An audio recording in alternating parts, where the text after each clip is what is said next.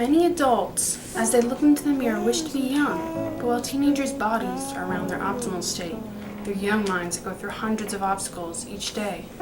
Wooden floors, walls, and windowsills.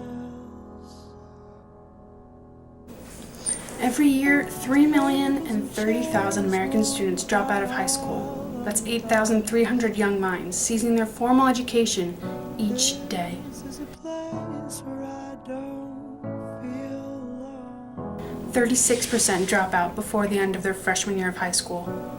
Only 85.3% of Americans have a high school diploma. Yet the list of reasons why to stay in school is endless. If you could drop out of school and get the same pay and benefits as if you had gone to college, would you still drop out of school? I wouldn't, because it's the experience that counts. It's not like if you jump right now right into like a job, you don't get to learn, and you will never be satisfied completely with what you're doing. If you were not learning, you wouldn't go through all the experience of education. That's like what makes that job special to you. I like learning overall, I think. I don't like homework and stuff, but like learning new things is definitely fun. Makes you smarter. Right now? Yeah. And not go to college? Yeah. No. You would stay in school? Yes. Why? Because I like learning certain things. 82% of crimes in the U.S. are committed by a high school dropout. A high school graduate on average earns $260,000 more than a high school dropout. High school dropouts are ineligible for 90% of U.S. jobs. Beauty school dropout. No graduation day for you. Beauty school dropout. Missed your midterms and flunked shampoo. If you go for your diploma, you could join a steno crew. Turn in your T's and comb and go back to high school. The percentage of dropouts has decreased since 1970, but America is still not where it needs to be. Considering all the hardship that dropping out of high school entails, why do students drop out of high school? What's plaguing these young minds? Do you feel like high school students are under a lot of pressure? If so, what pressures? Duh, you have to be perfect at everything, you know? What do you mean? Like, you have to be, you know the term Renaissance man, you remember that? Okay. It's like you have to be, if you're an athlete, you gotta be a good athlete, and you gotta be an amazing student if you go to Indian Hill, and you have to have some outside talent, and you should probably be working, and you should probably be tutoring somebody in something, and all while, you know, being a great person in the community. I feel like high school students are pressured to do well and do better than their parents or previous generations. We're trying to focus a lot more on academics, but at the same time you have to have all of these, you have to be a well-rounded person, you have to like be really good at sports, you have to be leaders of like all the clubs, you have to like be really musical, you have to do all these things while still get A+ straight A's or whatever in like really top classes. I feel like right now high schoolers are under the pressure to like do everything they can to stack their resume and get into college, because like back in like our parents' generations, they just had to focus on academics and do well in school, but now we have to do sports activities, we have to be able to do everything just to stand out. The most obvious reason why students drop out is because high school is hard, and students are put under the constant pressure of succeeding in life by getting to high-profile colleges. What classes are you taking right now?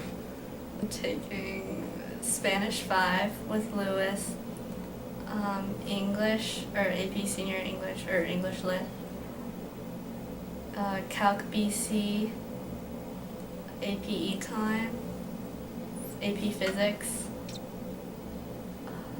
what's my 6th period?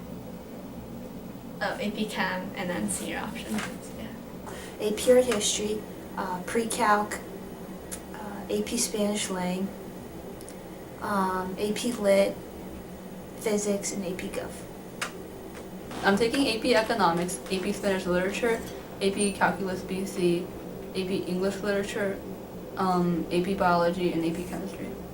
Last year, millions of high school seniors applied to colleges. Among the lowest acceptance rates in 2013 were Stanford University with an acceptance rate of 5.69, Harvard University with an acceptance rate of 5.79, and Yale University with an admission rate of 6.72.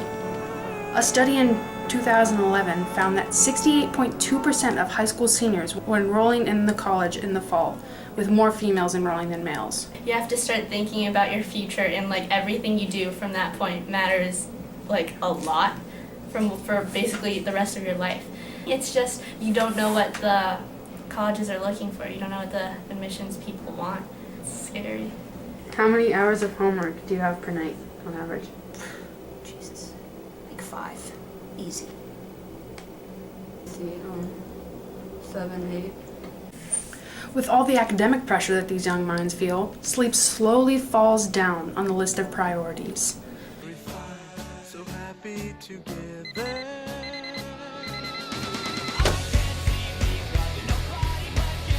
Honey, wake up. No. Anna. Anna. Honey, you gotta wake up. That's it.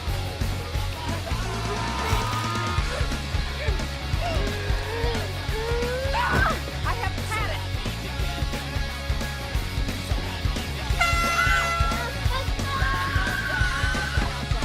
Studies have shown that teens need about 9.25 hours of sleep each night to function at maximum ability. However, a recent study showed that only 15% of students got 8.5 hours or more, and only 20% of all ages of students reported sleeping 9 hours on the average night. But it's not just that students are getting the recommended amount of sleep, they're barely getting enough sleep to function. In fact, a 2007 study showed that 23% of teens sleep only 6 hours, and 10% of teenagers sleep only 5 hours per night. Seniors were 20% more likely to be sleep deprived than 9th graders. Please go away. Let me sleep for the love of God! On average, how many hours of sleep do you get per night? School nights average from like 4 to 7 hours. Yeah, it depends on the night. Sleep is involved in everything from memory to mental health, and a lack of sleep can even augment the symptoms of depression. Suicide is the second leading cause of death in the US for children between the ages of 12 and 18. More teenagers die from suicide than from cancer, AIDS, heart disease, birth defects, pneumonia, stroke, influenza, and lung disease combined. 16% of students in grades 9 through 12 report having seriously considered suicide, 13% of whom had actually created a plan for the act. Teenagers taking their own lives is a tragic waste, but 1,700 of them between the ages of 15 and 19 did just that in 2004. The last year figures are available, and teenage suicides have been rising. As Kelly Posner at Columbia University told us, mental illness is a medical disorder. If your child has asthma or allergies, you'd get them the treatment they need. But it's not just those who commit suicide that are suffering. Each year there are 157,000 10 to 24-year-olds who receive medical care for self-inflicted injuries. I'm sort of scared right now because I don't know how college is going to be. I don't know how being away from home is. Still others decide to hurt other people when they're in a depressed state. In 2011, 5.4% of students surveyed reported having carried a weapon to school at least once in the preceding month, even though firearms are prohibited in schools. We're just joining us. 2 young men, apparently dressed in long black trench coats, opened fire about an hour and a half ago at a high school just outside of Denver in Littleton, Colorado. At least 3 students have been injured and possibly as many as 8. There have been over 189 deaths from school shootings since Columbine in 1999, causing extreme school protocol changes for emergencies and lockdowns. How do you feel when you hear about school shootings in the news?